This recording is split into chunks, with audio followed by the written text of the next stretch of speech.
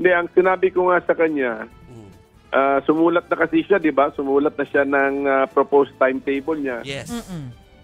Sabi ko mukhang nag-double down ka na sa position mo. Mukhang sabi ko mukhang hindi nagbago isip mo at mukhang yun na talaga ang decision mo. So ang sinabi ko na lang sa kanya, I will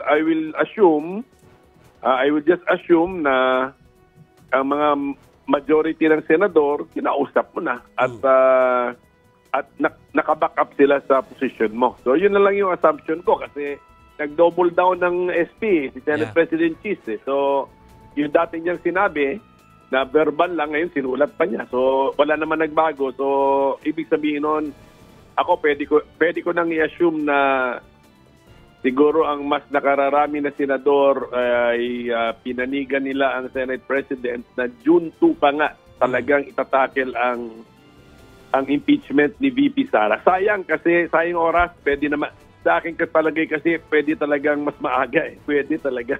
Yun nga At saka kasi 'di ba Senator yung nakalagay nga na forthwith na proceeding.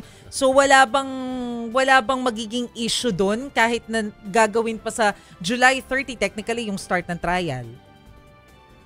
Oo nga, tsaka actually ganito lang gusto ko na rin siguro klaruhin yung mga nananawagan ng mas maagang umpisa ng paglilitis sa Senado.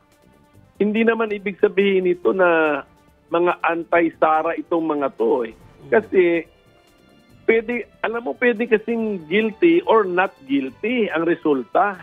Ang mahalaga, bakit ba sinulat sa Constitution na trial shall forthwith proceed? Tapos meron pa isang konsepto diyan na hindi mo pwedeng istorbohin ng ilang ulit na impeachment sa loob ng isang taon. Isang beses lang kada isang taon. Tignan mo, kung makikita ninyo, kasi nga, inaabala natin ng isang mataas na opisyalis ng gobyerno. Kaya nga, once a year lang siya dapat haharapin ng impeachment. Tapos kung meron ng impeachment, umpisahan na yan para matapos na ng agad-agad. Hindi naman sinasabing i-guilty ninyo, pwedeng guilty, pwede ring not guilty, para kung not guilty nga, balik na siya sa trabaho niya, hindi na siya nadidistract sa kasong impeachment. Ganon yun Kaya nga meron din yung isang rule na 1 year kaya nga para hindi siya iniistorbo o kinukulit ng paulit-ulit na impeachment. Pero, Senator, hindi po ba magkakaroon ng issue na kung halimbawa July 30 kasi gagawin, ibang set of senators na po yun Kasi tapos na yung eleksyon. So, yung mga kasalukuyang nakaupo ngayon, hindi rin sigurado kung sila rin yung uupo sa impeachment court. Kumbaga, itatawid na tayo ng panibagong Congress. Hindi po ba yun magiging concern? Pwedeng gawing issue yan ng impeach official, pero para sa akin, hindi sa issue kasi continuation lang ito ng Senado as a court. So nasa court, meron kaming court docket, case 001-2025. Yan pa rin yun.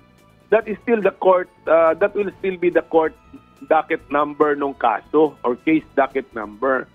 Ang mas concern ko actually yung forthwith nga ang utos kasi ang utos sa amin umpisa na agad ang isunod agad ang paglilitis.